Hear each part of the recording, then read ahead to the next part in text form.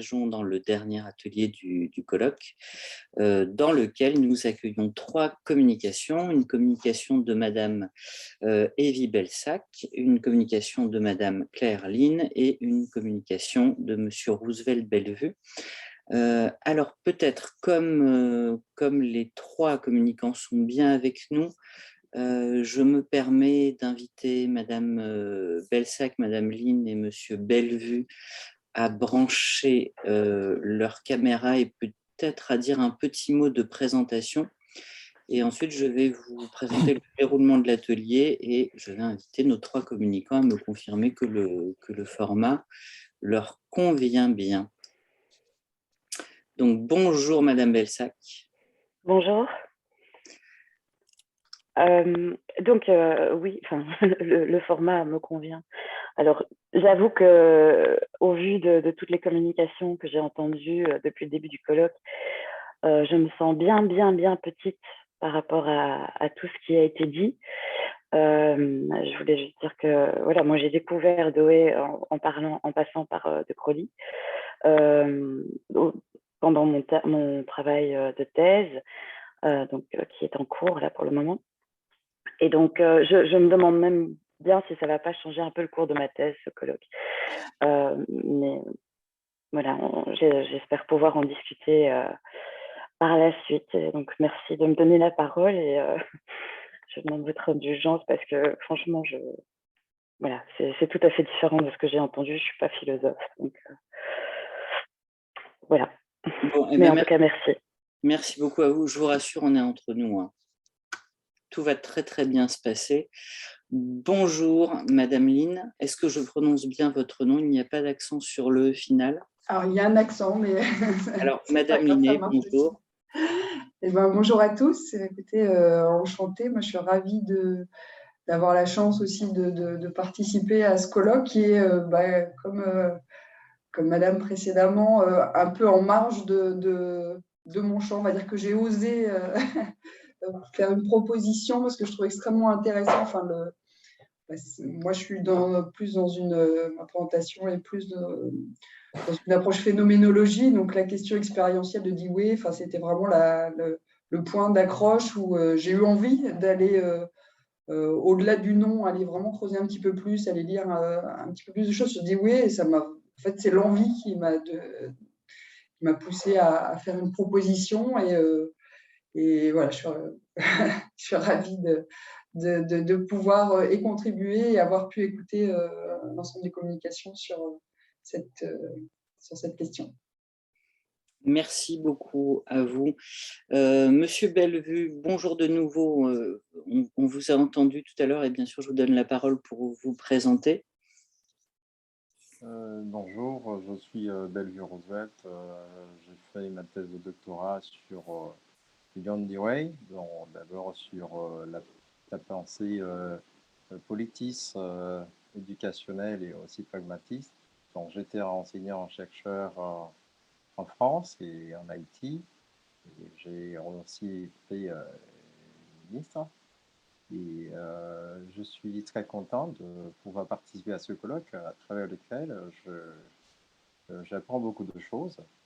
Et puis, je peux aussi avoir l'occasion d'interagir, ne serait-ce que virtuellement, avec des maîtres à penser, je dirais, de Dewey, déjà le professeur Michel Fabre et aussi Roberto Frega, qui m'ont inspiré, je dirais, l'écriture de ma thèse de Dewey. Donc, c'est un plaisir et je pense que je suis toujours disponible, prêt à participer à un nouveau colloque de ce genre. Merci beaucoup à vous. Alors, concernant le format, Madame Belsac, Madame Linné, vous avez enregistré et vous nous avez transmis une vidéo. Donc, nous vous proposons de diffuser vos 2 vidéos. On va enchaîner ces diffusions. Puis, Monsieur Bellevue, nous vous donnerons la parole et on vous propose à toutes et à tous, participantes et participants, d'organiser un débat unique après les deux projections de vidéo, les 2 diffusions et la prise de parole de Monsieur Bellevue. Bonjour, mon nom est Evie Belsac Je suis doctorante à l'Université libre de Bruxelles et à Nantes, à l'Université de Nantes, au sein du CREN. Je vais vous présenter mes recherches concernant John Dewey et les liens qu'il y a avec la pédagogie de Crollienne. Alors, la présentation que je vais vous proposer se fait dans le cadre de ma thèse, où j'étudie les conditions de possibilité de problématisation en classe de primaire au cours d'histoire à partir de documents de vulgarisation. Alors ça, c'est pour le lien avec John Dewey, puisque au niveau de la problématisation, Michel Fabre s'est appuyé sur 4 philosophes, dont John Dewey. Et pour ce qui est de l'aspect de Crowley, les instituteurs que j'ai rencontrés, et ici j'en ai choisi 2 pour cette étude, sont des enseignants dans des écoles à pédagogie de Crollienne.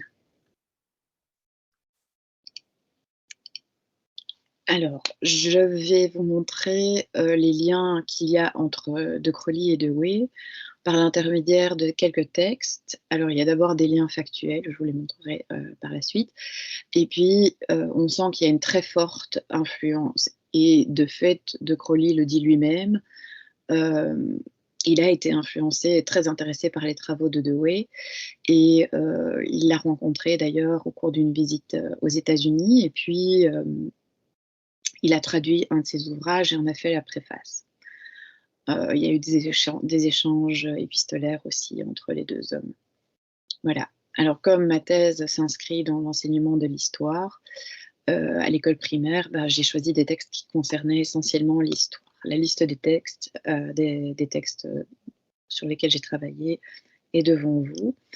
J'ai travaillé avec 2 enseignants, pour ma thèse, j'en ai plusieurs, mais ici, j'ai travaillé avec 2 enseignants particulièrement sur leur conception de l'enseignement de l'histoire, et j'ai cherché à voir l'influence des pédagogues au travers de leur discours. Parfois, c'était très explicite, parfois pas. Alors, les 2 hommes, je vous l'ai dit, ils se sont connus, ils ont vécu à la même époque. Il y en a un qui a une très très longue vie, l'autre qui en a une très très courte. Ovid de Crowley est mort assez jeune, alors que John Dewey est né avant lui et est mort bien après lui, 20 ans après lui d'ailleurs. Alors sur la ligne du temps que vous voyez ici, j'ai retracé les éléments importants pour l'un comme pour l'autre, et j'ai situé les livres sur lesquels je me suis appuyée, les extraits de ces textes-là. Voilà. Alors, il y a, en 1921, il y a le congrès de création de l'ALIEN, qui est la Ligue internationale pour l'éducation nouvelle. On croit que Dewey y a participé, et ce n'est pas le cas, d'après mes recherches qui s'appuient sur plusieurs textes. Pour autant, il a quand même influencé fort ce mouvement, et pour une ère nouvelle, qui est la revue qui est issue de ces congrès et qui permet d'entériner un petit peu et de poursuivre le travail de ces congrès, on a des textes de John Dewey. Alors ici, vous pouvez voir un texte qui a été rédigé par Sylvain Oignan, qui est un spécialiste de Crowley, et où il explique que les 2 hommes se sont rencontrés, et ce qui est évidemment très intéressant, c'est qu'ils travaillent tous les 2, ils veulent mettre en place des pédagogies qui s'appuient sur les besoins réels des enfants, sur leur vécu et sur leur vie, et ils sont tous les 2 intimement convaincus de l'intérêt de l'observation. Ça, c'est plutôt pour de Crowley, mais des activités concrètes, et du refus des cloisonnements des disciplines académiques. Il trouve que ça n'a pas beaucoup de sens, et que c'est faire la démarche inverse. Ça se ressentira très fort dans la pédagogie de Crowleyenne par ce qu'il appelle la fonction de globalisation. Alors ici, par manque de temps aussi, j'ai sélectionné certains extraits. que je ne relirai pas, mais que vous pourrez relire soit en ayant le support sous les yeux, soit en appuyant sur pause au moment de la vidéo. Mais j'ai essayé de mettre en parallèle les conceptions des deux hommes. Ils sont tous les deux considèrent l'histoire comme importante, bien que de Crowley ait tendance à dire que c'est une activité de second ordre parce qu'elle passe après l'observation, donc elle passe après le ici et le maintenant, alors que John Dewey a tendance à dire l'histoire c'est particulièrement important pour comprendre notre société, parce que c'est éminemment social, parce que ça permet de créer un contexte. Et d'ailleurs, et on le verra dans les slides suivantes, il ne sépare pas l'histoire de la géographie, mais il ne sépare pas non plus les sciences, l'histoire et la géographie. Donc Dewey, vraiment, ça fait un tout. Et ça peut se ressentir du côté de Crowley parce que lui, il parle de la fonction globalisatrice dans les apprentissages, hein, on regarde les choses d'abord dans leur ensemble et puis on va les détailler et aller essayer de comprendre les différents éléments. Il donne d'ailleurs comme exemple la montagne, qui est reprise par un des enseignants dont je parle, avec qui je parle. Il s'agit de l'exemple de la montagne. Donc la montagne, quand on la voit de loin, on voit qu'elle est énorme, mais on ne voit pas les petits chemins, on ne voit pas les petits cailloux. On a une idée de l'obstacle qu'on va surmonter, mais on ne voit pas les détails. Et plus on s'approche, plus on va avoir accès à ces détails. Eh bien, ce sera la même chose pour l'apprentissage dans l'idée de Crowley. Alors,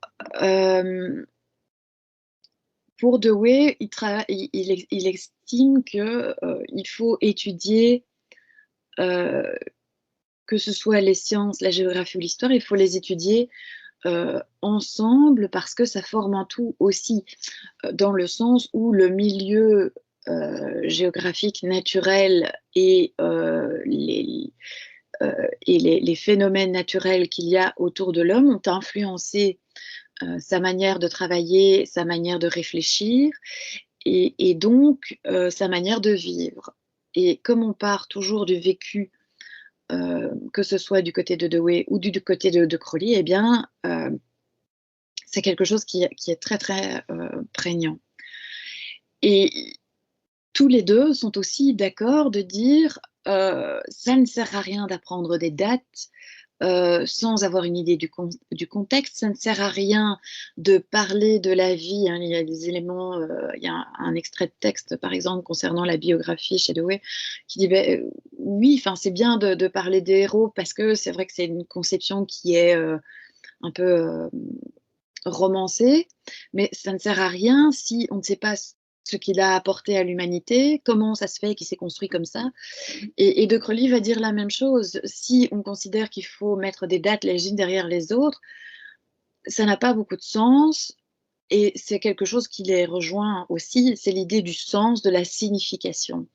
De Crowley, pour la petite histoire, a d'ailleurs eu des difficultés à traduire le mot meaning en anglais que Dewey va utiliser souvent. Un autre élément qui est important, c'est vraiment le fait de vivre et d'envisager, de vivre les choses, de les ressentir. Hein. Dewey est connu pour le learning by doing, on pourrait dire learning by living aussi, avec un regard sur sa vie. Et de Crowley prône aussi un enseignement dans lequel, au milieu, qui crée un milieu au sein duquel l'enfant va pouvoir se développer, observer différentes choses. Il fait tout un réquisitoire contre les classes casernes, comme il les appelle. Il remet en cause le nombre d'élèves dans les écoles. Hein. Il va participer aussi à la manière dont on va travailler la ville de Bruxelles pour son enseignement.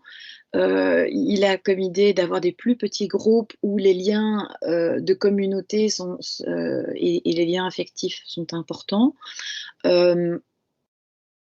Il travaille aussi sur l'idée que la classe doit être remplie de plantes, d'animaux. La cour de récréation, il estime que la cour de récréation est aussi un milieu qui va être important. Et quand l'école ne suffit pas à apporter des éléments importants, on va partir en visite. Et ça, ce seront des éléments qui seront repris par les enseignants plus tard. Alors, il y a quand même, ce qui est intéressant ici dans l'extrait qu'on voit sur cette slide, c'est l'idée chez Dewey qu'il faut faire une démarche intellectuelle, qu'il faut se rendre compte que les démarches intellectuelles ont été causées par les problèmes qui se sont posés aux hommes. Et quand il dit qu'il faut mettre les enfants dans des situations, enfin De Crowley va dire la même chose aussi, c'est pour qu'ils comprennent comment les hommes ont fait pour se sortir de ces situations. Dans le corpus dans lequel je travaille, j'ai la chance d'avoir une leçon qui se passe sur la découverte du feu dans la préhistoire. Et c'est vrai que l'enseignant a essayé de mettre les enfants dans des conditions telles qu'ils essayaient de s'imaginer en fonction du contexte, des conditions, pas dire Dewey, de l'époque pour construire, pour comprendre comment on a fait du feu et ce que ça a permis aux êtres humains. Alors on avait des différents supports, mais on revient là sur ce que proposait de Crowley, et vous le verrez dans les extraits suivants. Il va proposer le cinéma comme référent, il va proposer des images, il va proposer des expositions, et tous ces supports vont permettre à l'enfant de mieux comprendre. Et ici, dans la leçon sur la préhistoire, on leur a même montré un extrait de film d'un homme perdu au milieu de l'océan, ça s'appelle Solomon, le film d'ailleurs, qui doit reproduire les gestes de l'homme préhistorique. Et on voit aussi la joie de cet homme quand il y arrive. Alors, on repart évidemment aussi un concept qui est très important pour De Crowley, c'est l'idée d'intérêt et donc de curiosité qu'on va retrouver aussi chez les hommes, chez les enseignants. C'est vraiment par l'intérêt que l'enfant porte à un événement, à une situation, que l'on va pouvoir travailler. Et ici, l'idée de Dewey aussi est de dire on va partir de ce qu'il connaît et puis aller de plus en plus loin. Et on voit ça très fort dans ces deux extraits ici, c'est vraiment l'idée de dire que on part de l'enfant, de ses centres d'intérêt, de ce qui peut le motiver, de ce qui peut l'émouvoir et le mouvoir, lui permettre d'avancer. Et puis, ce qui ne sera pas directement accessible par son environnement, on va aller le chercher. Et donc, De Crowley va expliquer que l'histoire et la géographie, pour lui, c'est associé à ce qu'on appelle l'association. C'est l'association. Quand on ne peut pas observer quelque chose directement, on va l'associer. Et on va aller voir ce qui se passe ailleurs, mais ce qui se passe à un autre moment aussi. Et donc, on crée systématiquement des liens entre ce qui se passe dans la classe, ce qui se passe dans la tête de l'enfant et ce qui peut se passer ailleurs pour l'ouvrir petit à petit au reste du monde et à la société. Alors, l'image suivante, c'est vraiment, la slide suivante montre vraiment ce que dit Dewey à propos de la curiosité. Et vous voyez que il parle de choses mouvantes, changeantes, impliquant toutes sortes de liaisons avec les autres choses. Et c'est vraiment ça, et c'est ça qui va permettre de faire le lien. Et Dan, dans son interview, va dire que on part de leur conception, on questionne leur conception, et puis ensuite on va construire avec d'autres textes. Mais on part de ce qui les intéresse, de ce dont ils sont curieux. Et Alain, quelque part, complète ça en disant, mais les enfants sont vraiment passionnés, ils sont vraiment curieux. Il parle d'une visite qu'il avait faite dans les charbonnages, suite à un article qu'ils avaient trouvé au 100 ans, je pense, d'un événement. Et il regrette aussi qu'il n'ait pas pu le vivre. Et là, on rentre vraiment de plein pied dans ce que Dewey disait à propos de faire. Un autre élément que j'ai choisi de vous montrer aussi, c'est la transdisciplinarité. Je l'ai expliqué un petit peu, et ici on voit l'illustration. On travaille en interdisciplinarité parce que il va y avoir plein de choses qui vont être abordées. On va situer, là il parle d'un animal, d'un castor, ben, ils vont le situer dans le temps, mais dans l'espace aussi, et puis essayer de comprendre pourquoi il n'y en a plus, pourquoi il a été chassé, etc. Et donc, Alain, lui, dit, bah, l'histoire, ça va être un outil pour faire plusieurs choses. On va devoir lire, on va devoir écrire, on va devoir représenter, va devoir se poser des questions. Et enfin, on revient sur l'aspect vécu et sur l'actualité. Et donc, Dewey est très très clair sur l'idée que l'histoire, si c'est pas pour la rapporter au présent et si c'est pour ne pas comprendre le présent, ça ne sert à rien.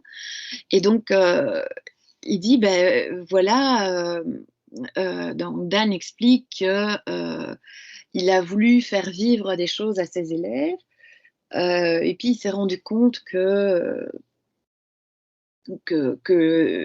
peut-être que historiquement, c'était pas correct. Et ça, c'est un point intéressant aussi, parce que faire vivre les choses à tout prix aux élèves, c'est intéressant pour les attirer, mais, et pour attirer la matière dans leur monde aux enfants, mais c'est pas forcément, ça pose une question au niveau des savoirs, et c'est tout ça que j'interroge dans ma thèse. Et on voit avec Alain vraiment l'importance du questionnement. Alors rapidement, il y a quand même des limites à cette influence qu'on peut voir chez Dewey. C'est évident que quand on lit les textes de l'un et de l'autre, puis qu'on lit les interviews des enseignants, on sent une filiation, mais il y a quand même d'autres contraintes chez les enseignants, qui sont les prescrits légaux. Donc il y a des directions. Alors ces prescrits légaux sont très certainement aussi influencés par les conceptions de Dewey et de Crowley, mais on ne sait pas.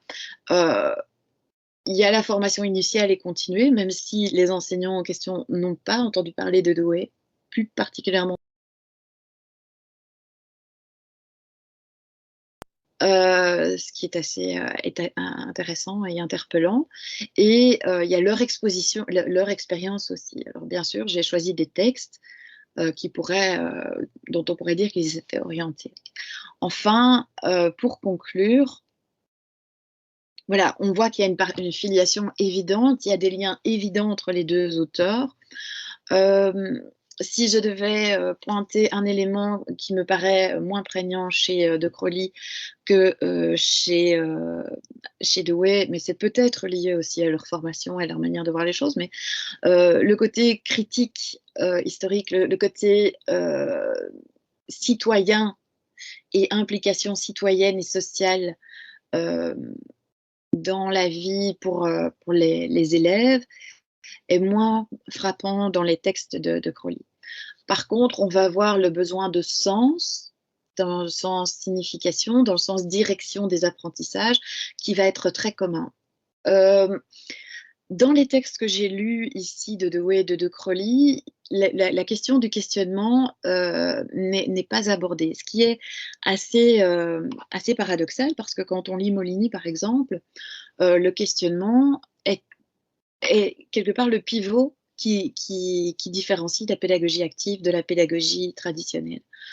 Et donc ça, c'est étonnant qu'on n'ait pas reçu qu'on ne perçoive pas ça. Ce sera sans doute pour une prochaine fois. Je vous remercie de m'avoir écouté. Vous trouverez les références ici à la fin du slide. À bientôt. Merci beaucoup à vous, Madame Belsac, pour cette présentation, pour cette vidéo. Comme je vous le proposais tout à l'heure, nous allons enchaîner sans transition avec la vidéo préparée par Madame Linet, avec une communication dont le titre est John Dewey, inspirant pour l'éducation, mais pas seulement. Point de suspension.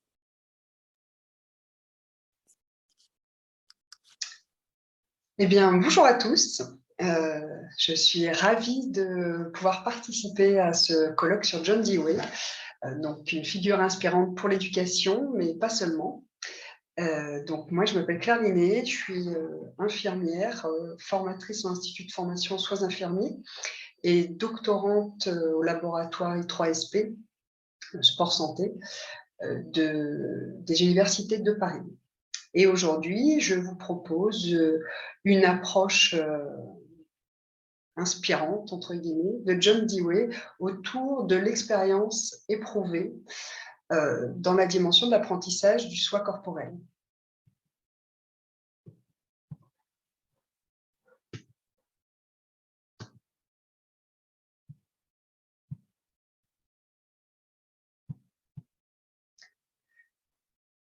Alors la question, c'est de questionner la pensée de John Dewey dans une dimension incarnée de la connaissance de soi et du monde.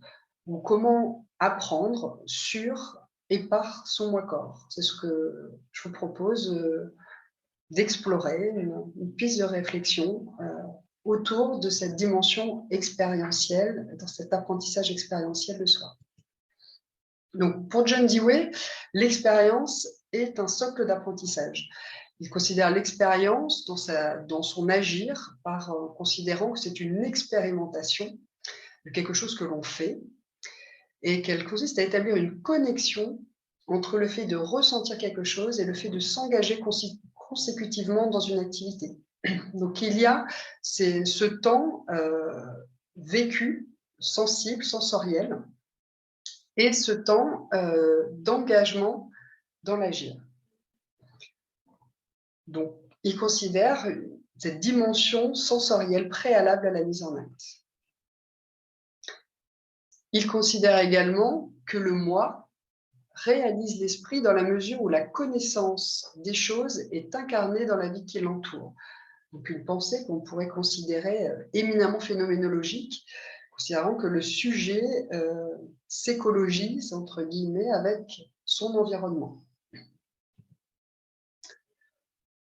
Le moi-corps est un concept qui a été développé par Freud, qui considérait déjà que le moi conscient était avant tout un moi-corps, idée reprise par Didier Anzieux en parlant justement de cette expérience corporelle sur laquelle c'était le moi pour se constituer. Donc, ce que je vous propose sur cette présentation, c'est d'explorer non pas le corps, mais les corps, les dimensions du corps, de ce moi-corps, ou finalement, comment penser une autre manière de s'apprendre. Donc, on considère tout d'abord cette entrée par le sensoriel, par le corps vivant, donc sur un champ perceptuel. Dans son pendant, on retrouve le corps vécu, donc qui est cette dimension plus conceptuelle du corps qui se construit autour d'une représentation sémantique de son corps, avec toute la plasticité que ça représente. On a également, juste en dessous, ce qu'on appelle dans sa dimension pré-réflexive, ce que Varela a appelé la cognition incarnée, ou également le schème qui se construit autour du schème sensorimoteur, donc en lien avec des expériences déjà pré-expérimentées, pré-réflexives. Bernard Andrieux a également mis en évidence ce pan du corps, cette interface entre le corps vivant et le corps vécu, que Bernard Andrieux appelle le corps émersif, qui se place dans ce temps de traitement de l'information entre le corps vivant et le corps vécu. Nous allons y revenir juste après. Et enfin, les potentialités du corps vivant que nous appelons le corps capacitaire, qui a été également développé par Bernard Andrieux, notamment sur cette dimension potentielle du vivant. Donc finalement, ce que je propose ici, c'est d'expérimenter, de regarder comment expérimenter son corps vivant, sensoriel, afin d'éveiller son corps vécu. Donc cette dimension, nous avons appelé sémantico-perceptuelle, en considérant la notion de la temporalité que cela induit. Tout d'abord, le temps de l'expérience pour elle-même, comme l'a évoqué John Dewey, dans cette manière de penser l'élargissement de la connaissance, en s'appuyant sur l'exemple des élèves qui grandissent. Il explique que l'ère des expérimentations physiques plus ou moins fortuites se restreignent à cet âge au profit de la vue et des organes vocaux, mais que cette période intermédiaire s'insère toujours entre une période antérieure d'action organique, donc on retrouve le corps vivant, et d'une période postérieure d'utilisation de ce que l'on a appris, qui relève effectivement du corps vécu et d'une représentation de comment on pourrait s'approprier cette expérience sensorielle. La temporalité du corps lui-même, comme nous l'avons vu dans le concept de corps immersif, le traitement de l'information, la conscientisation du corps vécu de ce qui se passe dans le corps vivant se situe dans une moyenne de 450 millisecondes. Et dans cette interface temporelle, la conscience, le corps vécu, n'a pas encore saisi pleinement tous les champs perceptuels par lesquels est traversé le corps vivant. Et donc, ceci peut ouvrir un certain nombre de questions sur finalement que se passe-t-il durant cette temporalité où se construit la connaissance et comment saisir cette interface entre l'expérience perceptuelle du corps vivant et la connaissance de soi du corps vécu. Donc, je vous propose ici de partager avec vous un certain nombre d'éléments qui peuvent enrichir un petit peu ces interrogations à travers une recherche clinique que j'ai menée sur une recherche qualitative, monocentrique, autour d'un public d'adolescents présentant une obésité, avec pour objectif l'exploration de l'expérience interoceptive vécue par ces jeunes filles, avec comme approche méthodologique une pratique posturale ici présentée sur l'image, qu'on appelle aussi les poses de pouvoir, qui viennent de la psychologie sociale et qui a déjà été expérimentée dans l'exploration de l'interoception, sur laquelle on va revenir juste après.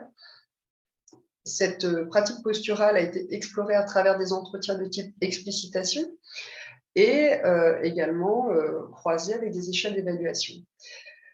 Dans les résultats qui ont émergé, ce qui est intéressant, c'est que finalement, cette pratique a permis l'exploration par le sujet de nouveaux schèmes sensorimoteurs, a permis également l'émergence d'un champ lexical de son corps propre par le sujet, nous allons y revenir évoquer cela ensuite, et une mise en mots de ce qu'on appelle l'insu, de ce qui n'est pas su immédiatement par la conscience du sujet dans sa représentation vécue.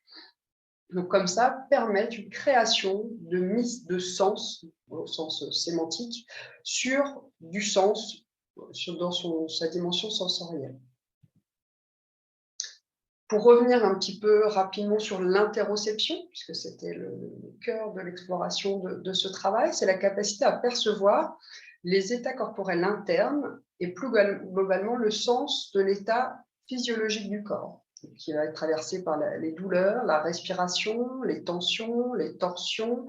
Et l'interoception implique des intégrations de multiples signaux, y compris la dimension affective et cognitive. Donc, il y a une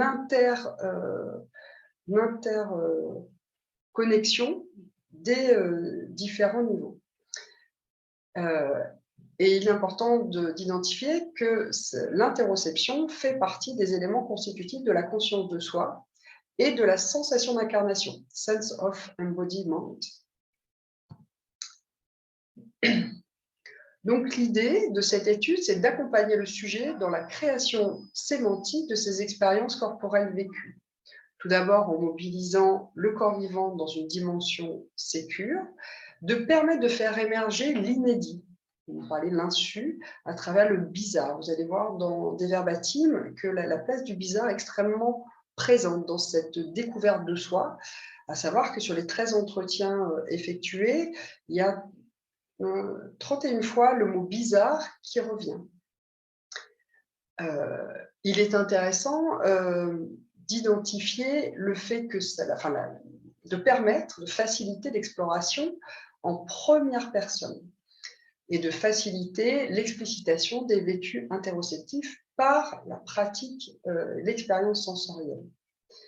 Ceci a permis de pouvoir recueillir la création de sens, une création sémantique de l'expérience des éprouvés du sujet. Donc, la notion du bizarre, comme je vous le disais, elle a été extrêmement présente dans les verbatims recueillis auprès de ces jeunes filles. Donc, la tranche d'âge était de 12 à 17 ans. Donc, il y avait par exemple Théa qui dit « Mes bras et mes jambes, ça fait bizarre de les écarter comme ça. J'ai l'impression de redécouvrir mon corps comme si j'étais un bébé. Comme quand un enfant se rend compte qu'il a des jambes. » Sia qui disait aussi, pareillement, ça m'a fait un peu bizarre, comme si je découvrais quelque chose de nouveau, un peu. Marthe qui disait, au début, je me suis dit, c'est quand même un peu bizarre que mon corps réagit comme ça, parce que je ne l'ai jamais autant poussé, donc je me suis dit, c'est bizarre. Après, au fur et à mesure, je l'ai accueilli. Ou encore, Théa qui disait que c'est bizarre, comme si le corps m'avait dit qu'il était bien. Clara également, qui évoque cette sensation, cette singularité autour de l'expérience de la respiration.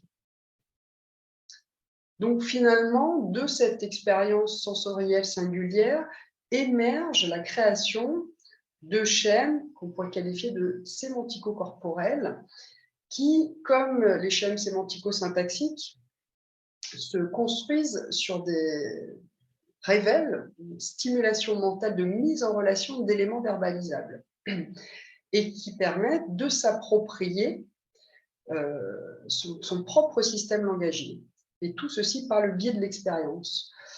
Donc on pourrait poser cette comparaison en disant que finalement les schèmes sémantico-corporels sont l'expression discursive du corps vécu par des mises en relation d'expériences perceptuelles. Donc la création de ce champ lexical, de son corps propre par le sujet, permet comme ça une forme d'herméneutique du moi-corps avec une singularité dans la manière de définir ces perceptions corporelles propres au sujet, comme Sophie qui explique qu'à la fin, elle commençait à voir non pas des fourmis, mais comme du sable, en se disant que c'est un peu comme les fourmis, mais pas tout à fait, c'est plus fin. Donc dans quelque chose qui est extrêmement singulier et sensible dans son expérience perceptuelle. Ou Éléonore qui compare son ancrage au sol à un arbre, avec un arbre qui serait comme ça confronté au vent. Ou Théa qui évoque la lourdeur au niveau du ventre, comme si je basculais en quelque sorte tout en mimant le mouvement. Enfin, plus vers le bas, qui m'emmène plus bas que terre, avec toutes ces imprégnations, ces préconceptions qui confrontent son corps vivant et son corps vécu. Ou également Sia, avec cette impression d'un liquide qui bloquerait ses jambes sur ce temps et qui générerait une forme de balancement pour s'en sortir. Donc, quel constat on pourrait faire autour de ces expériences vécues? C'est que finalement, cet accompagnement du sujet dans une expérience interoceptive pourrait favoriser la découverte de nouvelles expériences perceptuelles, favoriser également la création de nouveaux schèmes sémantico-corporels, la manière dont le sujet peut mettre du sens sur ce qui se passe dans son corps, et que la dimension, cette dimension préconsciente du sujet est facilement mobilisable si elle est soutenue par un tiers. Nous avons défini différents niveaux de conscience du sujet dans cette conscience interoceptive. Elle ne sera pas sans vous rappeler les zones proximales de développement de Vygotsky que nous avons abordées, avec lesquelles nous allons croiser juste après. Donc, nous avons tout d'abord la zone interoceptive consciente, à laquelle l'expérience perceptuelle des perceptions internes auxquelles le sujet a déjà accès consciemment. La zone interoceptive non conscientisée, qui est le champ sur lequel le sujet n'est pas prêt à aller. Et la zone proximale interoceptive dans laquelle se place cette dimension singulière, les insus, la bizarrerie sensorielle dans lequel le sujet peut s'essayer dans une expérience de soi. Donc la zone proximale interoceptive se définit comme l'extension de la dimension du soi corporel interoceptif auquel le sujet peut avoir accès s'il est accompagné, guidé. Et c'est certainement dans ce champ-là que d'un point de vue éducationnel et pédagogique et probablement thérapeutique, il y a sans doute des espaces d'accompagnement du sujet. Donc, à l'instar, comme je vous disais, de la zone proximale de développement de Vygotsky, l'accompagnement dans la zone proximale interoceptive doit permettre au sujet d'accéder à ce dont il n'a pas encore accès seul, mais qui lui est accessible en collaboration, considérant que ce que le sujet sait faire aujourd'hui en étant accompagné, il saura le faire seul demain. Donc, comme l'avait évoqué Vygotsky dans son approche éducationnelle, cette dimension d'apprentissage de l'enfant qui effectivement est accessible en collaboration et favorise l'autonomie du sujet dans un second temps. Donc en pratique, la zone proximale interoceptive s'étaye par une guidance. Celle-ci est à visée exploratoire plus qu'interventionnelle. Elle engage librement le sujet dans une expérience perceptuelle de soi. Elle doit être non inductive et non dirigée, c'est-à-dire qu'elle est à différencier, elle n'est pas pensée comme une thérapie de pleine conscience. Le sujet a l'espace d'explorer ses dimensions perceptuelles dans son champ propre. Il est, je pense, important de respecter la zone interoceptive non conscientisée, auquel le sujet n'est pas prêt ou ne souhaite pas aller. Et il s'agit d'une approche plus pédagogique, encore probablement que thérapeutique. Mais elle peut néanmoins justifier d'un avis médical, puisqu'il faut quand même avoir une station debout. Alors pendant 1 minute, c'est très court, mais malgré tout, il y a une station debout. On sait qu'il y a certains facteurs d'influence de l'interoception, comme la dépression, l'anxiété, qui peuvent être à considérer également pour le proposer au sujet.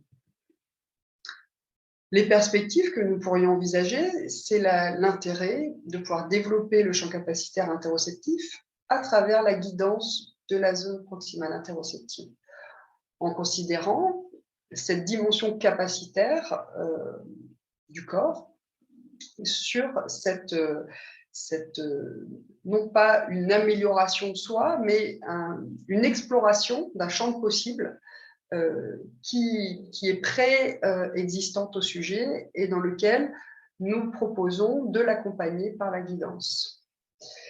Enfin, dans cette approche phénoménologique, cette ouverture, on va dire, phénoménologique, je propose une citation de Merleau-Ponty qui dit « Nous avons réappris à sentir notre corps, il va falloir de la même manière réveiller l'expérience du monde tel qu'il nous apparaît en tant que nous sommes au monde. Par notre corps, en tant que nous percevons le monde avec notre corps, mais en reprenant ainsi contact avec le corps et avec le monde, c'est aussi nous-mêmes que nous allons retrouver. » Je vous remercie de votre attention et au plaisir d'échanger avec vous. Au revoir. Merci beaucoup à vous, Madame Linet. Et Monsieur Bellevue, vous avez la parole. Merci, M. Sébastien Pers. Alors, mon propos à travers ce colloque porte sur la pertinence de l'épistémologie modélisante des influences éducatives béoïennes. Donc, à travers cet intitulé, j'entends m'interroger sur les fondements épistémologiques à l'origine de la puissance d'influence modélisante qui exerce la pensée éducative béoïenne, tant à travers le passé qu'à l'époque contemporaine. La clarification de cette interrogation va s'exercer à travers deux grands axes modélisateurs d'éclairage. D'abord, la notoriété symbolique et externe du progressisme scolaire béorien, à travers lequel on parlera de la transversalité européenne de l'imitation béoïenne, et ensuite l'inspiration modélisante béoïenne reconnue par les écrivains et les pédagogues. On verra en deuxième temps la notoriété symbolique interne du progressisme scolaire béorien, et à travers lequel on parlera du pluralisme pragmatique dans l'épistémologie béoïenne, éducative béoïenne, et puis on parlera aussi de l'audience internationale de John Dewey et la problématique de la citoyenneté scolaire internationale. Et en conclusion, on verra la nécessité d'une recontextualisation de l'épistémologie éducative béoïenne à partir d'une reconceptualisation de la reconceptualisation transactionnelle, recadrant la dynamique école-société et école-monde. Et en dernier point, il y aura une mise au point autour de la constitution paradigmatique d'une nouvelle citoyenneté scolaire transnationale au gré des prescriptions géoculturelles, professionnelles transversales de la mondialisation, et qui va ouvrir un petit débat, on verra bien, qui nous conduira vers une interrogation sur un ensemble d'épistémologies éducatives, ontologiques, sur le régionalisme, le géopolitisme, le transnationalisme et l'internationalisme scolaire. Alors, d'entrée de jeu, il faut préciser que le paradigme de l'éducation, qui est analogue à la pédagogie chez Dewey, renvoie à une ontologie philosophico-sociopolitique pragmatiste, ou à une théorie sociale pragmatiste, ou une chirurgie sociale, pour utiliser une expression chère à Foucault dans la biopolitique, relativement au paradigme de la gouvernementalité. Alors, cette vocation scolaire primordiale vise à la construction d'une citoyenneté culturelle, sociopolitique, dynamique, contextualisée, garantissant la promotion de la prospérité sociale et la pérennité étatique. On comprend la définition que Dewey donne à l'école, surtout à travers l'école laboratoire, qui l'identifie à une sorte de laboratoire sociétal, où s'analysent les grands défis du présent et aussi du futur. Donc on peut déjà esquisser cette assimilation que l'on développera plus loin de l'école et de l'apprentissage comme un mode de vie pratique. Donc, cette ontologie pédagogique éducative se matérialise à travers l'institution scolaire suivant deux grandes aspirations. Une démocratisation socio-institutionnelle garantissant les espérances d'humanisme béorien en matière de promotion et de rentabilisation démocratique des artifices constructeurs de l'intelligence collective, et une instrumentation de l'instrumentalisme pragmatiste comme soupape de sécurité régulatrice en termes de continuité transactionnelle favorisant l'interaction efficace et promoteuse, innovante entre l'école et la société. Et l'école devient droit dans son contenu, sa méthode expérientielle et sa finalité continuelle garantir, comme on vient de le voir, l'agir démocratique et le finalise, je dirais, guidé par le finalisme expérientiel. Donc, elle doit conduire vers le méliorisme sociétal, institutionnel, économique, environnemental. Donc, l'éducation devient la sève sociale, le levier, le moteur par excellence de la reconstruction continue de l'expérience sociale, de la prospérité et de la pérennité étatique, comme on vient de le souligner. En résumé, je m'excuse, ce paradigme éducatif ainsi décrit correspond à l'éducation progressive. Cette annonce, comme annoncé, je m'excuse, cette démarche de clarification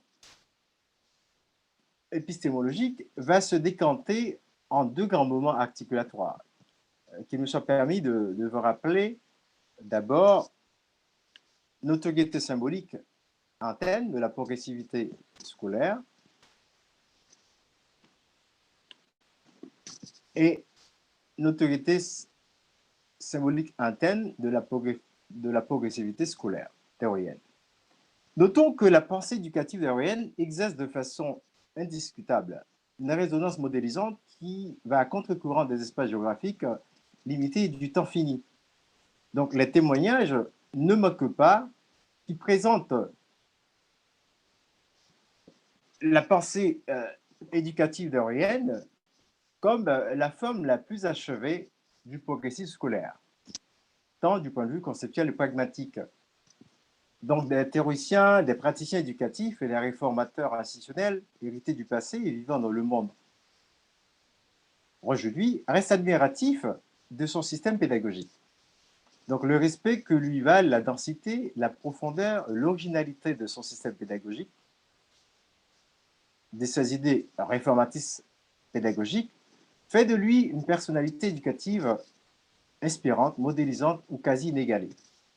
On s'intéresse à déceler par quels artifices épistémologiques son système de pensée parvient-il à autant séduire ou à exercer une telle puissance d'influence.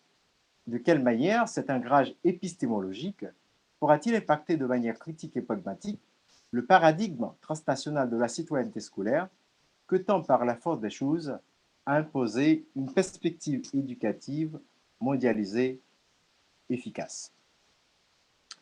Avant d'entrer dans l'élaboration de la notion de la notoriété interne symbolique annoncée, il paraît judicieux de notifier rapidement ce que l'on entend par le paradigme transnational de la citoyenneté scolaire. Cela renvoie de manière conceptuelle et théorique à la formation d'une citoyenneté scolaire monde, davantage intermonde, que l'école est appelée à construire sous l'impulsion des impératifs géro-humains et géro-professionnels globalisants qu'impose la mondialisation galopante et vertigineuse qui caractérise notre civilisation contemporaine. Cet impératif revivifie le spectre de la grande société évoquée par Dewey, transformant aujourd'hui en mondialisation et renforçant les effets de la désintégration de l'individualité. Maintenant, passons au développement de la notoriété symbolique externe. Il faut souligner, et à travers, je dois préciser qu'à travers cet axe, on verra la transversalité européenne des limitations deweyniennes et l'inspiration modélisante deweynienne reconnue par les écrivains et les pédagogues. Il faut souligner que Dewey a connu de nombreuses influences. Il témoignait lui-même des fils d'influence qui marquaient son inspiration progressive, mais qui seront transcendés et réajustés par une philosophie épistémologique atypique. Il précisait, c'était lors de la visite qu'il effectuait à l'école Ferrop, dirigée par Margaretha Johnson à Alabama, et inspiré de la doctrine pédagogique de Stan Roll, qui est l'un des imitateurs, influenceurs de Dewey. Donc, ce programme démontre, précise Dewey, qu'il est possible de faire mener aux enfants une vie tout aussi naturelle qu'à l'école que celle que l'on mène dans les bons foyers en dehors de l'école. Il démontre qu'il est possible de progresser physiquement, mentalement, moralement, en classe, sans pression artificielle, sans récompense, examen ni promotion, tout en acquérant une maîtrise des outils de l'apprentissage, de l'étude des livres, de la lecture, l'écriture, l'arithmétique, qui permet aux enfants de les utiliser de façon indépendante. Dewey n'a pas caché non plus ses dettes vis-à-vis des figures emblématiques de l'école nouvelle, dont il considère Rousseau comme le père nourricier. Au moment d'exprimer ma gratitude, précise-t-il, tout envers le traducteur du-t-il, qu'envers la maison Flammarion, il m'est bien agréable de rappeler tout ce que l'éducation nouvelle a dans ses méthodes comme dans ses fins droit à un auteur de langue de pensée française, Jean-Jacques Rousseau. C'est un auteur à paradoxe. Il est facile de signaler le côté partial et excessif de ses écrits. Mais il a laissé sur l'éducation des enfants des pensées d'une vérité immortelle. Ni Pestalozzi ni Faubourg n'auraient, sans lui, pu réaliser leur œuvre, quand lui-même, pourtant si rigoriste, et dont la vie fut à l'antipode de celle de Rousseau, relisait Émile en entier au moins une fois chaque année. Toute proportion gardée, il semble que la force du système de pensée de Dewey est à rechercher dans ce qui constitue l'identité même du pragmatisme.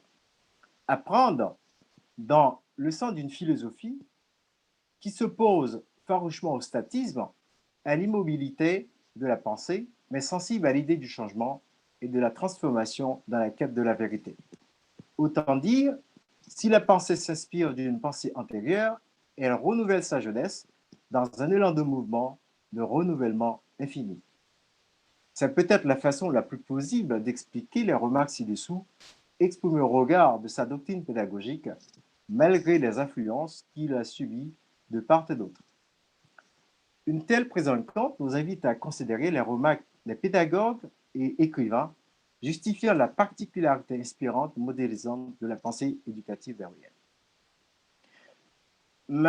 Mali Montagu-Tully, qui est prof à Paris 7, je crois, et aussi spécialiste en civilisation américaine, fait partie de celles et ceux qui considèrent que l'apport de John Dewey à la pédagogie progressive est à la fois singulier et exemplaire.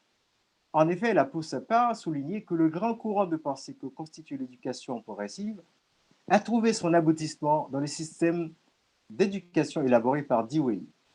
Plus qu'une simple pédagogie, dit-elle, Dewey élabore un système philosophique et un idéal social. Dans ses nombreux écrits, en particulier dans deux ouvrages majeurs, School and Society, un essai qui regroupe 3 conférences présentées à son école de Chicago, et Democracy and Education, il insiste sur la nécessité, tout enseignement, de faire progresser en parallèle l'individu et la société. Développement individuel, démocratie et progrès sont les notions de base de sa méthode expérimentale. Tout enseignement doit être en relation étroite avec le milieu social, l'apprentissage au sens large n'étant rien d'autre qu'une préparation pratique à la vie. D'autres témoignages semblent aller plus loin, embrassant l'ensemble de la pensée éducative de John Dewey. D'abord, celui du-t-il, traducteur de John Dewey, Les écoles de demain.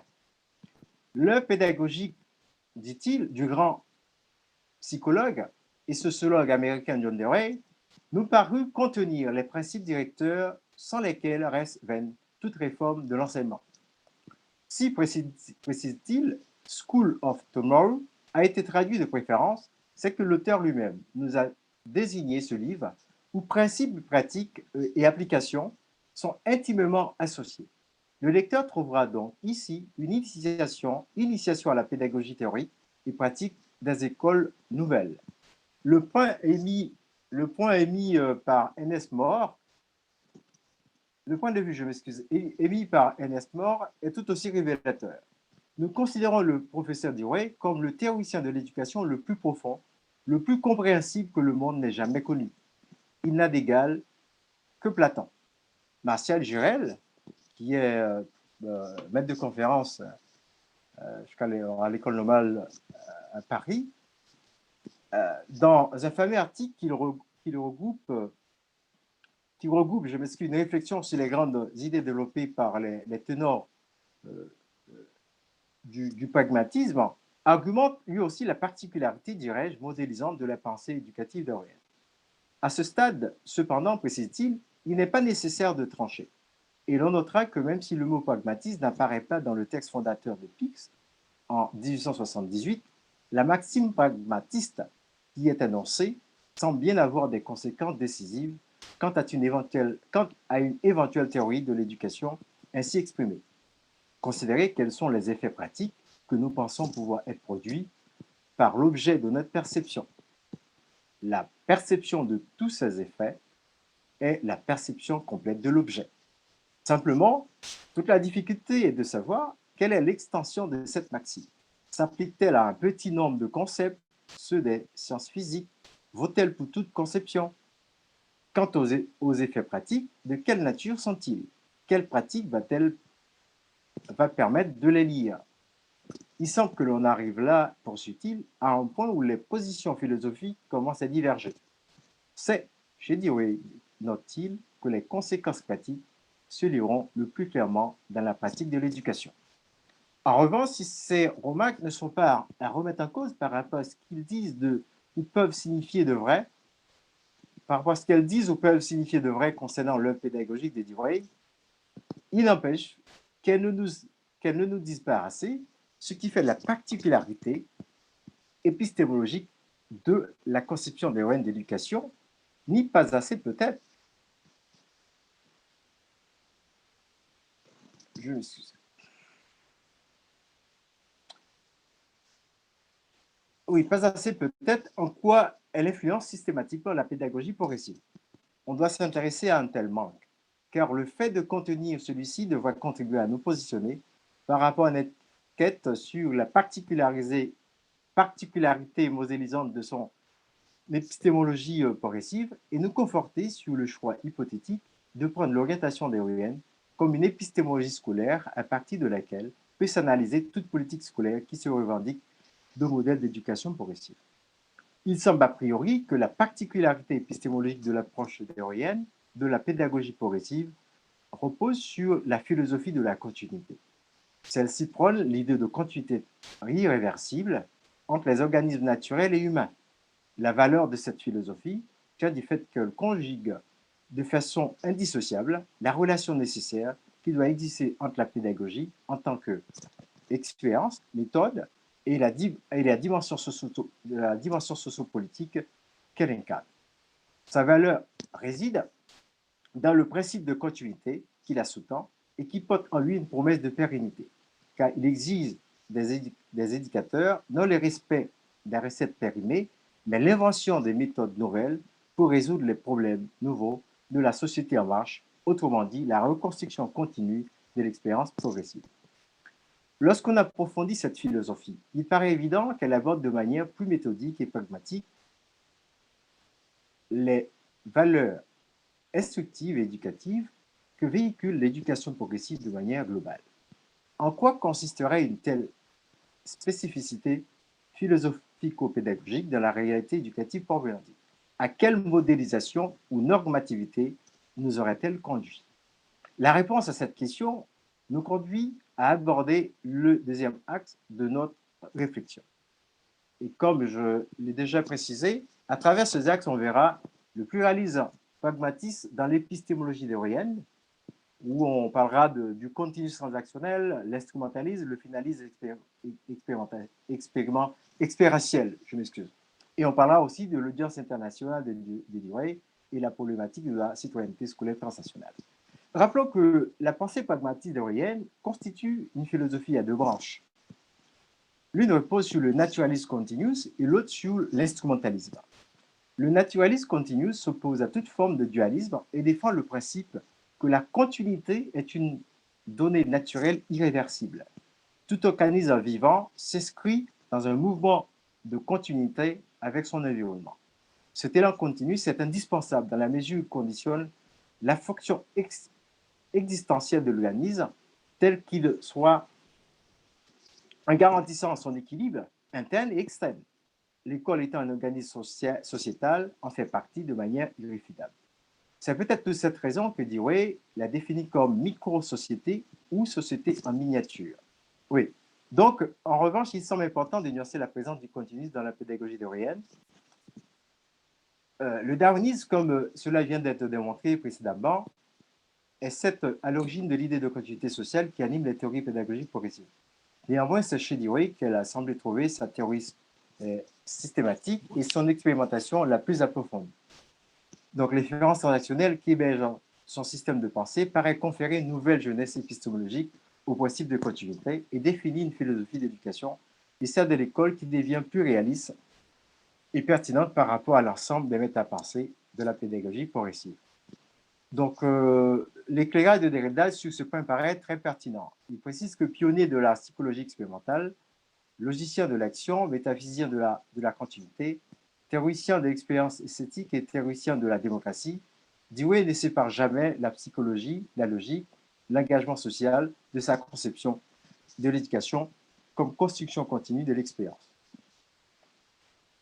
L'école est une institution sociale, le lieu où l'enfant apprend à vivre en société, quelle puisse être la société de l'humain.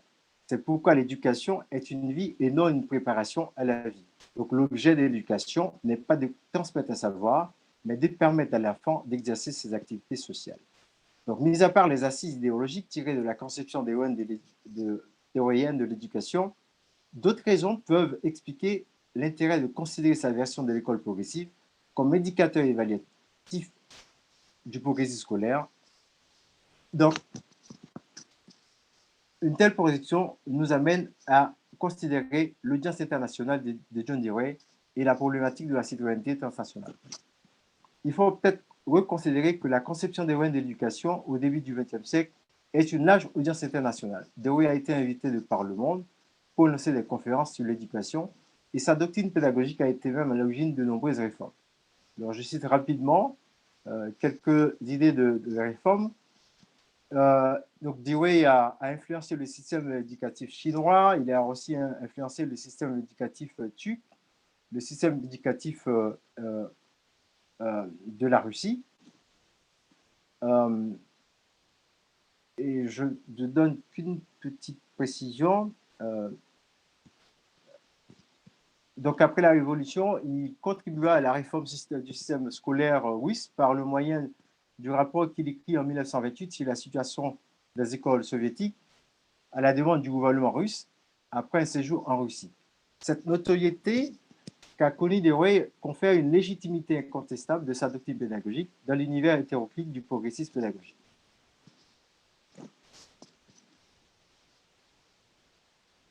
Donc, tenter de prendre son système de pensée pédagogique comme un modèle référent qui permet d'évaluer la présence du progressisme dans un système éducatif relève d'une démarche de bon sens et raisonnée. Alors,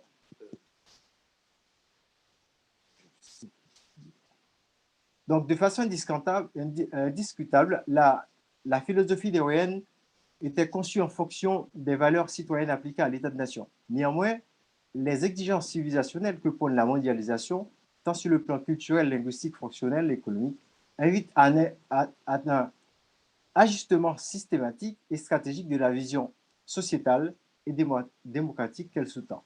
Donc l'État-nation est en pleine déliquescence,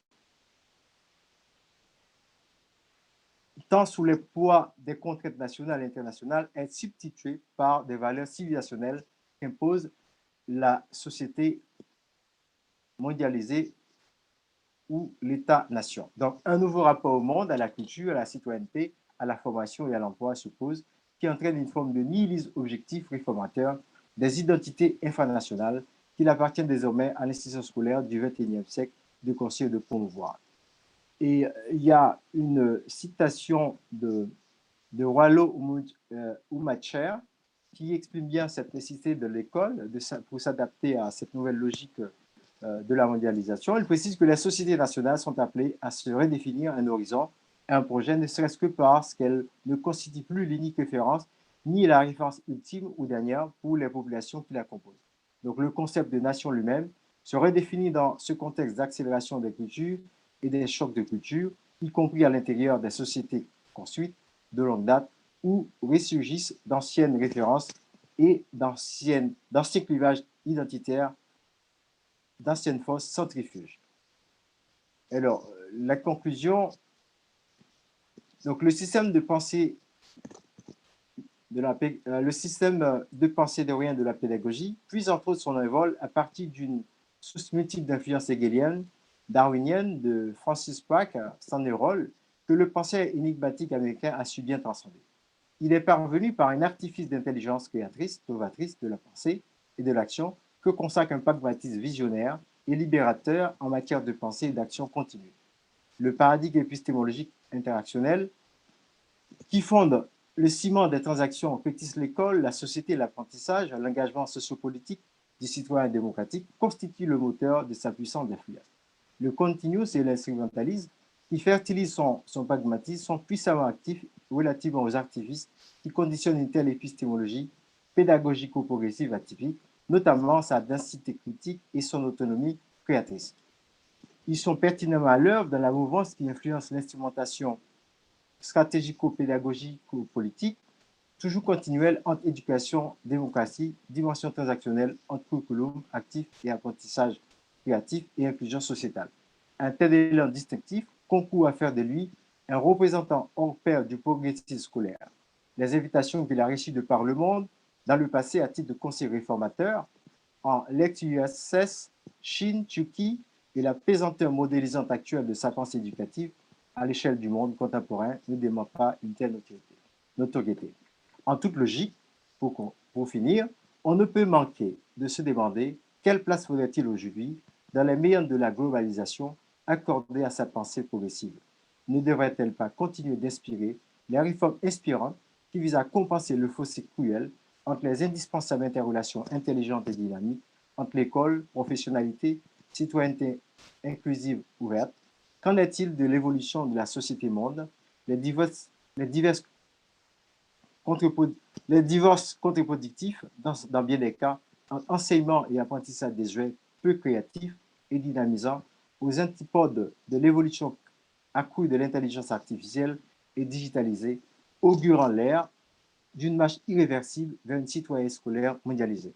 Inductivement, ne peut-elle pas servir de cadre effectif contribuant à mieux relancer ou recadrer les débats socio-éducatifs qui ne peuvent faire fi des problématiques conjoncturelles multiples que soulèvent le transnationalisme, le géopolitisme, l'internationalisme scolaire, au gré des préconisations multiculturelles et des compétences professionnelles géotransversales que tend à fertiliser le spectre d'une citoyenneté éducative mondialisée efficace. Je vous en remercie. Merci beaucoup à vous, Monsieur Bellevue. De nouveau, merci à Madame Belsac et à Madame Linet. Alors, mesdames et messieurs les participantes, les participants, nous disposons d'une dizaine de minutes pour échanger avec nos 3 communicants. Vous pouvez au choix vous signaler vos questions ou vos remarques dans le chat ou en levant la main si vous voulez poser directement votre question. Est-ce que je peux poser ma question directement? Ah mais Monsieur Camarata, bien sûr.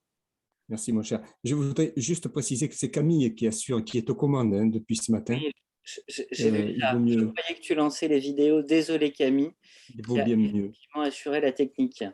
Voilà, nous n'aurions rien eu si ça avait été moi. J'ai juste une question. En fait, d'abord, je ne suis pas étonné de la question de tout à l'heure, en fait, que posait tout à l'heure M. Roosevelt, parce que, enfin, M. Bellevue, lorsqu'il évoquait la dimension de système qu'il y avait, parce que là, on en prend toute la mesure avec son intervention. Mais ma question, elle est simple. En fait, quelle est la place du corps, ou quelle peut être la place du corps qui manifestement est très importante dans la manière dont John Dewey évoque la relation, enfin, toute la dimension d'apprentissage et d'expérience et d'éducation. Quelle est la place du corps dans un monde digitalisé? C'est juste pour faire écho à la conclusion finalement de M. Bellevue. Et là, j'interroge un peu tout le monde. Hein.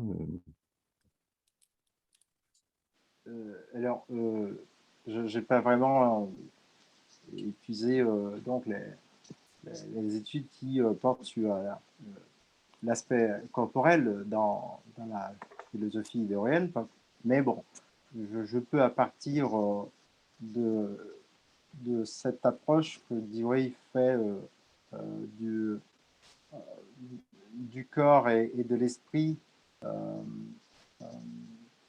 dans le processus d'apprentissage et aussi dans le processus de la pensée. Donc le corps et l'esprit s'interéchangent et communiquent communiquent dans à la fois le processus apprenant, le processus d'apprentissage et aussi le processus réflexif. Donc, il y a, je peux parler de dualité, mais une sorte de symbiose. Une sorte de symbiose entre l'activité du corps et l'activité de l'esprit dans la production de la démarche de la réflexivité. Donc, le corps a un rôle important à jouer dans l'environnement, tout comme l'environnement influence le corps aussi réagit par rapport à l'environnement. C'est la même logique aussi, de la même logique que l'esprit, l'environnement influence l'esprit et l'esprit réagit par rapport à l'environnement. Donc, je pense qu'il y a plutôt une sorte de symbiose transactionnelle entre l'environnement et l'être humain. Donc, l'esprit et le corps participent activement dans la symbiose environnementale de la même façon que l'un réagit par rapport à l'autre. Merci à vous. Madame Linet. Oui, juste pour rebondir peut-être là-dessus, effectivement, oui, il y a une forme d'écologisation.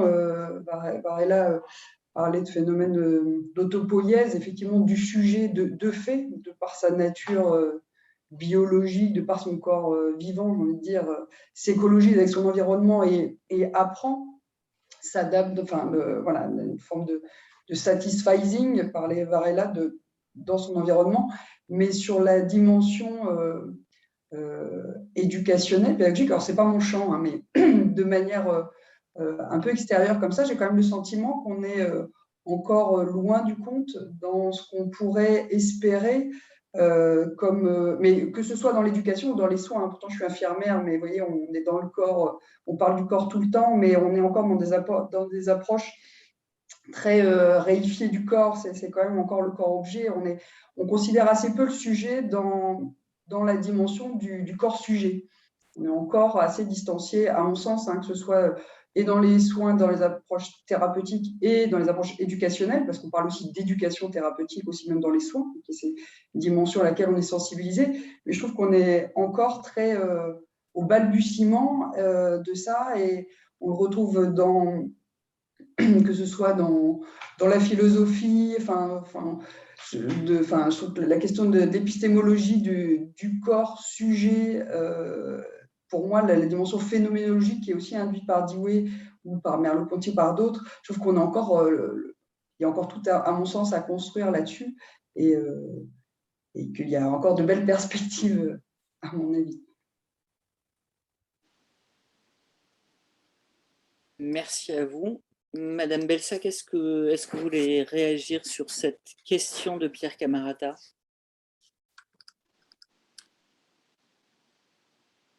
Je ne me trouve pas très, très légitime de pouvoir m'exprimer là-dessus, à ce sujet-là. J'ai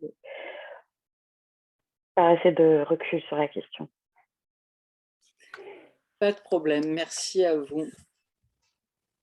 Dans l'Assemblée, y a-t-il d'autres commentaires ou d'autres questions?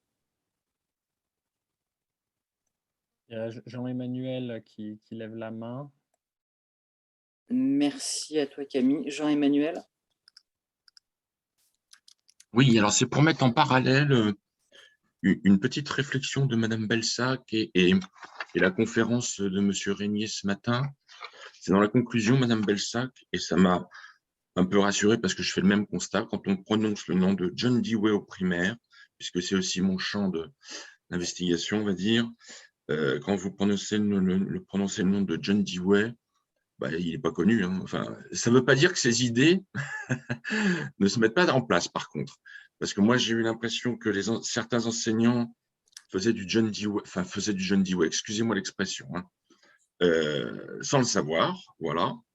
Alors, ce qui peut me rassurer, c'est effectivement quand vous parlez de Crowley, bah oui, c'est connu au primaire. Voilà, donc c'est peut-être je reprends une expression de Rémi, il a parlé de fils hier, de filiation, donc voilà, peut-être que de Crowley, c'est la filiation de John Dewey. Et je faisais le parallèle avec l'intervention de Samuel Régnier ce matin, où il parlait du deuxième temps, entre 1925 et 1965, où ça a été une période de l'éducation nouvelle, avec ces diffusions des idées de John Dewey, mais en même temps des critiques. Et je me demande si à l'école primaire, et alors là, on pourrait questionner la formation, mais bon, voilà, vous en avez parlé, Madame Belsac, de la formation. Qu'est-ce qui fait blocage Qu'est-ce qui fait blocage pour que ces idées soient, alors j'allais dire plus explicites, même si je pense qu'elles sont présentes, notamment à travers la démocratie. Je pense à, par exemple, il y a certaines pratiques comme le conseil d'enfants, par exemple, dans les classes primaires. Voilà, une réflexion. Madame Belsac. Je suis rassurée aussi d'entendre ce que vous dites. Oui, ça m'a beaucoup étonnée de n'avoir jamais entendu parler de John Dewey, mais ceci dit, moi non plus, ni pendant ma formation en haute école, puisque nous, la formation initiale des enseignants se fait hors université, donc pendant un cycle court, et ni même pendant mon master en sciences de l'éducation. Ça m'a fort étonnée. Et donc, c'est vraiment au travers du cadre théorique de la problématisation que j'ai découvert John Dewey.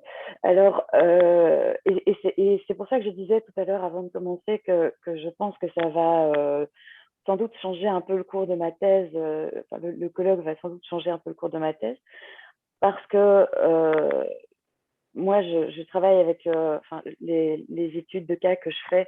Ce sont des enseignants qui travaillent dans des écoles à pédagogie active, donc qui se réclament clairement du courant d'éducation nouvelle. Alors, déjà, ça, c'est peut-être un facteur explicatif, mais en Belgique, en tout cas, c'est encore marginal. C'est vraiment un réseau à part qui n'appartient pas, qui est reconnu par l'État, mais qui n'est pas financé de la même manière que les autres écoles. Et qui en souffre très fort, mais qui du coup fait que c'est une population très aisée qui a accès à cette pédagogie-là. Et là, je pense que Dewey se retournerait dans sa tombe s'il entendait ça. Et puis, alors, il y a tout ce qui est lié à la pédagogie active, énormément de choses qui sont liées à la pédagogie active, sont liées aux têtes pensantes de la ville de Bruxelles et de l'Université libre de Bruxelles, où De Crowley était professeur. Et donc, il y a eu un gros rayonnement de la pensée de Crowley en Belgique. Et je pense que ça a un peu effacé la pensée de Dewey. Après, il y a peut-être des raisons politiques aussi, mais je ne m'y connais pas assez pour ça. Alors, ça n'engage que moi, mais d'après ce que j'ai entendu maintenant avec le colloque, etc., je pense que Dewey avait une position un peu moins libérale que De Crowley. De Crowley était libéral, il était d'un milieu bourgeois, il était du monde de la médecine aussi, ce n'était pas un philosophe, c'était un médecin. Donc, je pense que ça a fait beaucoup. Et pour clore mon propos, ça va changer le cours de ma thèse parce que je trouve ça injuste en fait qu'on ait attribué des éléments à De Crowley qui en fait viennent de Dewey, même si personne n'a caché cette filiation. Hein. Je pensais avoir fait une grande découverte, je me rends compte qu'en fait non, pas du tout. Et puis donc c'est une petite leçon d'humilité. Et puis d'un autre côté, j'ai assisté il n'y a pas longtemps à une conférence sur les compétences du XXIe siècle. Et là aussi, on entend parler de créativité, de coopération, de collaboration. et d'engagement politique des élèves et de la volonté d'inclure les élèves dans la démocratie.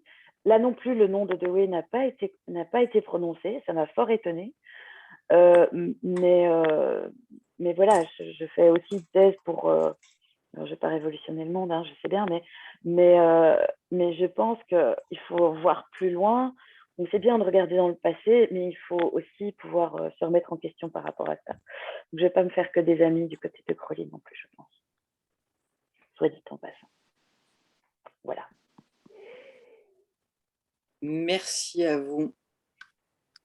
Monsieur Sébastien Paz, donc je tiens à m'excuser auprès des participants parce que, bon, à cause du décalage horaire, donc, comme j'ai parlé, mais j'ai encore le sommeil parce que je suis levé vers 2 h du matin. Donc, je m'excuse pour les hésitations, parfois. Pas de souci, évidemment, aucun problème. Y a-t-il d'autres questions ou remarques dans l'Assemblée? Oui, Sébastien, j'ai vu Madame Capacci, si je prononce bien, qui souhaite intervenir. Si je me permets, Sébastien. Eh bien, tu fais tout à fait bien, madame. Je vous invite à prendre la parole. Oui, bonjour. Je voudrais revenir sur la question du souvenir ou de l'imprégnation comment dirais-je, de l'apport de Dewey, qui est quand même bien présent à certains endroits, même si on ne cite pas le personnage remarquable qu'il est. Et j'ai particulièrement apprécié dans l'intervention de Madame Belsac qu'elle a associé le learning by doing. C'est très difficile de travailler avec sérénité. Qu'elle a associé le learning by doing au learning by living. C'est vraiment fondamental parce qu'à notre époque où se multiplient les manières d'accès au savoir, il ne faudrait pas qu'on oublie la place de l'expérience, la place du vécu dans la dimension de l'apprentissage, surtout à l'école primaire. Alors, ce learning by doing et by living, il est aussi présent dans les renouvellements des programmes, mais surtout dans l'apprentissage des sciences, où la place de l'expérimentation a retrouvé quand même une dimension qu'elle n'avait plus depuis assez longtemps. Et donc là, je crois aussi que ce serait bien de reciter Dewey quand on fait appel à certaines choses, quand on remet en place des nouveaux programmes, quand on remet en place des programmes surtout pour la formation continuée, où il y a l'effet Jourdain partout, hein. On en fait, mais sans le savoir. On fait de la prose sans le savoir. On pratique des choses sans le savoir. Et alors, je voudrais aussi d'abord remercier tous les participants pour la complémentarité de leurs apports et de leurs éclairages vraiment très importants sur Dewey et les personnes qui l'ont influencé. Et de revenir un tout petit instant aussi sur la place de l'éducation au corps, la place de l'éducation par le corps. Je pense surtout aux élèves de l'enseignement secondaire qui souffrent et dont, comment dirais-je, la prise en compte du développement de leur personnalité n'est pas suffisamment mise sous le phare des moyens que l'on aurait pour approcher ces jeunes, les intéresser à leur développement en parlant de leur corps. Je pense que c'est une porte ouverte importante pour un dialogue précieux, pour un dialogue d'avenir. En tout cas, un grand merci de m'avoir invité et de m'avoir permis de participer à ce magnifique colloque. Merci beaucoup à vous, Madame Capacci. Bien, je vous propose, tout en remerciant nos 3 communicants, de considérer que votre propos conclut cet atelier